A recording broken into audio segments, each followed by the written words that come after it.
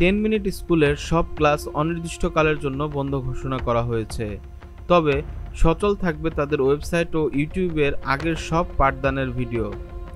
গতকাল শুক্রবার 2 আগস্ট দিবাগত মধ্যরাত 12টার পরে অফিসিয়াল ফেসবুক পেজ থেকে এই ঘোষণা দেওয়া হয়।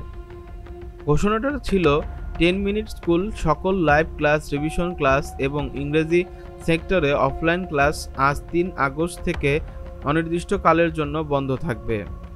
ফেসবুক পেজে বলা হয়েছে 10 মিনিট স্কুল সব লাইভ ক্লাস, রিভিশন ক্লাস ও ইংরেজি সেন্টারের অফলাইন ক্লাস শনিবার থেকে অনির্দিষ্টকালের জন্য বন্ধ থাকবে।